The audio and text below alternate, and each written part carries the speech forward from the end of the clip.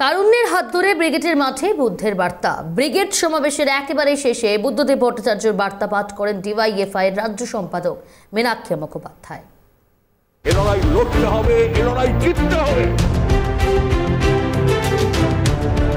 তৃণমূল হটাও, বাংলা বাঁচাও। তারুণ্যের হাত ধরে ব্রিগেডের মাঠে বুদ্ধের বার্তা। ব্রিগেড সমাবেশের একেবারে শেষে বুদ্ধদেব ভট্টাচার্যের বার্তা পাঠ করেছেন ডিওয়াইএফআই এর রাজ্য সম্পাদক মীনাক্ষী মুখোপাধ্যায়। শনিবার পাম অ্যাভিনিউতে গিয়ে ওই বার্তা নিয়ে এসেছিলেন তারা। বুদ্ধ বার্তা দিয়েই শেষ হয় রবিবারের ব্রিগেড। ডিওয়াইএফআই এর প্রতিষ্ঠাতা সম্পাদকের বার্তা আদতে কবিগুরু রবীন্দ্রনাথ ঠাকুরের লেখা গানের পংক্তি। সেখানে লেখা, যেখানে ডাক পড়ে জীবন মরণ ঝরে আমরা প্রস্তুত। বুদ্ধদেবের বার্তায় বলা হয় এটাই ডিওয়াইএফআই। সুতরাং ব্রিগেডের সমাবেশ সাফল্যমণ্ডিত হবে। প্রতিষ্ঠাতা সম্পাদক ডিওয়াইএফ গণতান্ত্রিক যুব ফেডারেশন 1968 সাল 9 জুন। কমরেড বুদ্ধদেব ভট্টাচার্য সম্পাদক, কমরেড দীনেশ মজুমদার সভাপতি। কমরেড দীনেশ মজুমদার প্রয়াত হয়েছেন, আজ আমাদের মধ্যে নেই। কমরেড বুদ্ধদেব ভট্টাচার্য সংগঠনের প্রতিষ্ঠাতা সম্পাদক। আমরা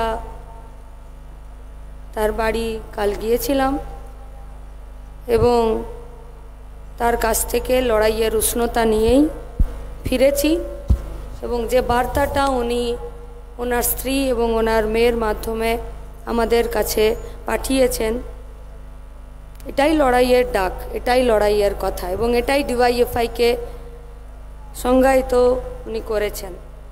যেখানে ডাক পড়ে জীবন মরণ ঝড়ে আমরা প্রস্তুত, এটাই ডিওয়াইএফআই। সুতরাং ব্রিগেডের সমাবেশ সাফল্যমণ্ডিত হবেই। সমাবেশের আগে প্রতিষ্ঠাতা সম্পাদকের কাছে শুভেচ্ছা বার্তা নিতে শনিবার রাতে পাম অ্যাভিনিউ পৌঁছয় রাজ্য ডিওয়াইএফআই নেতৃত্ব। উপস্থিত ছিলেন সংগঠনের রাজ্য সম্পাদক মীনাক্ষী মুখোপাধ্যায়, কলতান দাশগুপ্ত সহ রাজ্য নেতৃত্ব। আর সেখানেই মনে করা হচ্ছিল রবিবার ব্রিগেডে বুদ্ধদেবের লিখিত আকারে কোনো বার্তা পাঠ করা হতে পারে। বুদ্ধদেব শেষবার ব্রিগেডে হাজির হয়েছিলেন 2019 সালের 3রা ফেব্রুয়ারি। তার আগে থেকেই তিনি গৃহবন্দী। সেই সভায় পাম অ্যাভিনিউয়ের বাড়ি থেকে এসে মঞ্চের নিচে গাড়িতেই বসেছিলেন বর্ষিয়ান সিপিএম নেতা। যদিও অসুস্থতার কারণে গাড়িতে থেকেই ফিরে যান তিনি। 2021-এর ব্রিগেডে বুদ্ধবাবুর অডিও বার্তা প্রকাশ্যে আনে বাম নেতৃত্ব। এবার যৌবনের ব্রিগেডেও সুর বাঁধলেন রাজ্যের প্রাক্তন মুখ্যমন্ত্রী, তা বলাই বাহুল্য। ক্যালকাটা নিউজ।